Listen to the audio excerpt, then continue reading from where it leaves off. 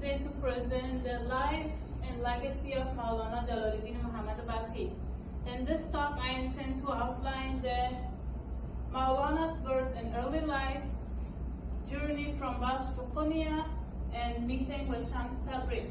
Let's start by looking into Maulana's birth and early life.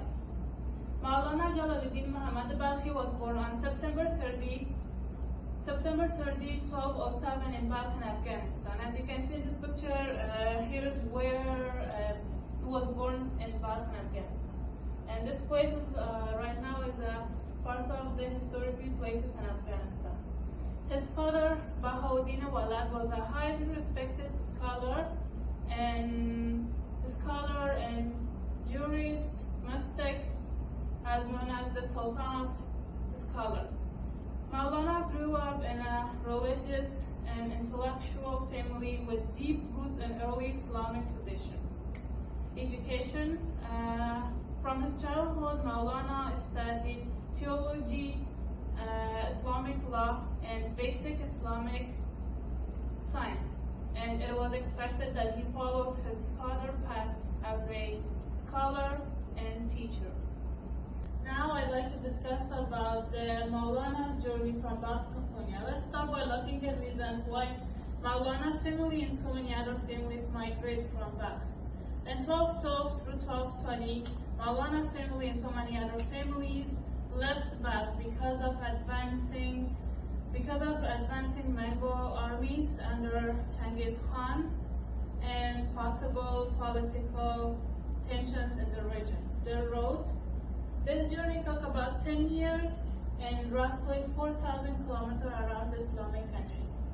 They traveled through Samarkand, Naishapur, Baghdad, and Damascus, Mecca, and Hejaz, and arrival in Konya. In 1228, Maulana's family settled in Konya by an invitation from Seljuk Khan. Seljuk Sultan welcomed Maulana's family and respected him as a scholar and teacher. This long journey from Balkh to Konya turned Maulana's life from a refugee child into a leading scholar and mystic in one of the most important Islamic cities in his time. I'd like to discuss about the meeting with Shams Tabriz. Maulana meets Shams Tabriz in 1244 in Konya. Legend says Shams Tabriz, a wandering dervish, saw Maulana sitting next to a pile of books and threw the books into the water. When Maulana objected, Shams Tabriz said that Maulana's books were without the living fire of true experience, and he reportedly pulled out the books and showed to Maulana that they were dry, shocking Maulana and beginning his spiritual bond. After this meeting, Maulana changed his life by giving away his books, stopped teaching as a usual scholar, and start wandering, dancing, and writing ecstatic poetry. So the meeting with Shams Tabriz was not just a friendship. It was a spark that turns Maulana from a traditional scholar into a mystical poet that the world remembers today. And I have a poem from Maulana Jalaluddin Muhammad Balkhi. First I will read it in Dari or Persian, then I will translate it in English. Maulana چه زیبا گفت عاقبت خاک شود حسن جمال من و تو خوب و بد می گذرد وای به حال من و تو قرعه امروز و نام من فردا دیگری است میخورد تیر اجل بر پر بال و من و تو مال دنیا نشود صدره مرگ کسی گیرم این کل جهان باشد از آن من. Now I will read the translation. Maulana said so beautifully, when love turns dust, it holds my grace and you, and good and evil both fade before my state and you. Today bears my name, tomorrow my memory. Every dawn and dusk involves around me and you. Even no joy of worlds compares to me and you.